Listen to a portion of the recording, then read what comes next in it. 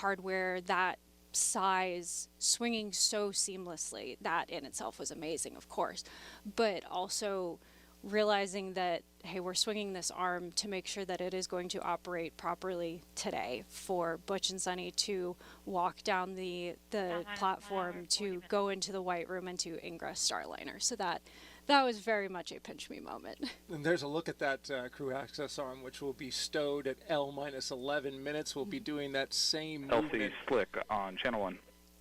Go ahead. Hatch closure complete. Roger. There's another great milestone, as you can see there, the hatch being closed. But that crew access arm, you've spoken like a true engineer, right? You've seen something like that. P2, LC. Go ahead. Start center engine chill down. Roger. Arm control, LC. Arm control.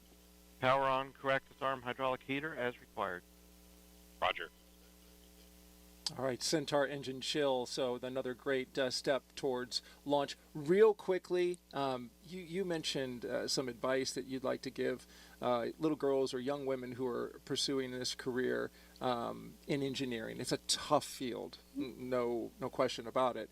But you had some advice that you want to give folks. I was given advice from a very young age. Never say no to an opportunity.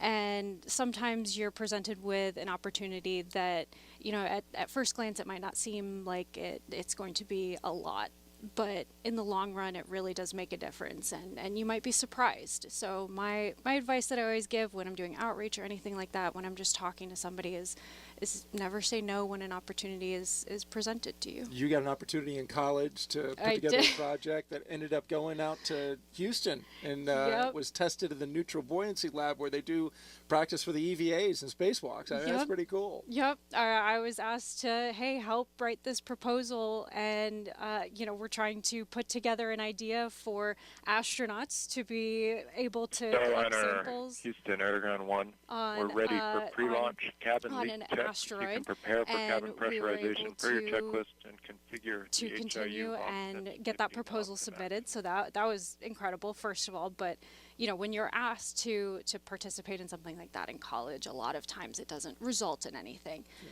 Never would have thought we were. Amazing. Yeah. Cool stuff. Brittany White, launch site integrator with commercial crew program. Really appreciate your time here, and we're really moving well through the milestones. In fact, way ahead of time, which is, I guess, a function of when you've done something for the third time. You get really quick at it. Yeah. Right? Yes. All right. Thank you so much for joining us, Brittany. And we'll send it back to Megan, Mike, and Dee. Thank you, Brittany. Thank you, Daryl. And yeah, way ahead of schedule, actually, just under 30 minutes ahead of schedule. Hatch closure again, in our very detailed countdown, was slated for an hour and 10 minutes before launch. But again, we can do things as quickly as is available. And that's why we're ahead of time. Roger.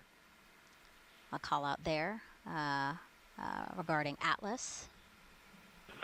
Atlas' second stage Centaur. Cap is removed. Starliner, we copy. Vent valve cap removed.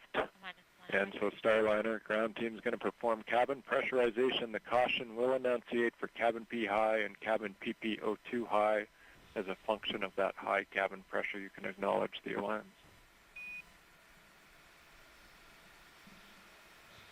Starliner cover.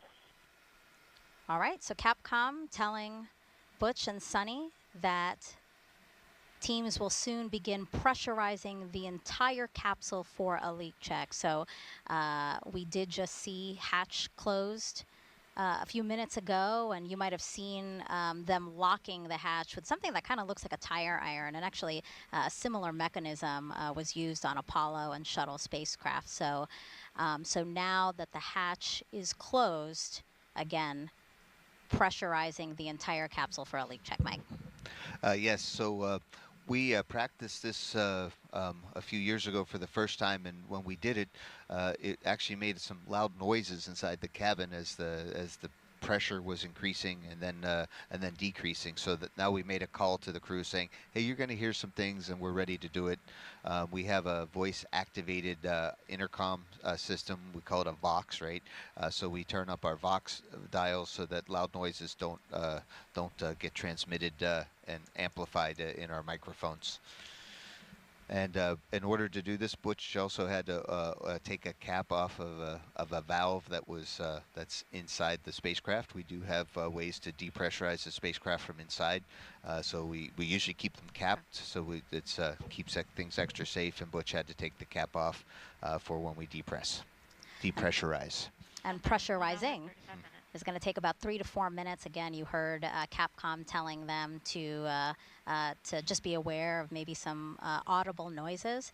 And then basically the team wants the capsule to stay at the correct pressure for about 10 minutes. So that's what we'll be looking out for in these next few minutes. And we talked about how things were ahead of time, and that's good. In case the hatch check doesn't work, we have time to redo it again. There's still a little margin in the schedule. You know, not only is Starliner flying Butch and Sunny today, it is also bringing up nearly 800 pounds of cargo to the space station. Let's check in again with Boeing's Lauren Brennecke and ULA's Dylan Rice. Yeah, Dee, along with our most precious cargo, of course, Butch and Sunny, we are taking around 800 pounds of cargo up to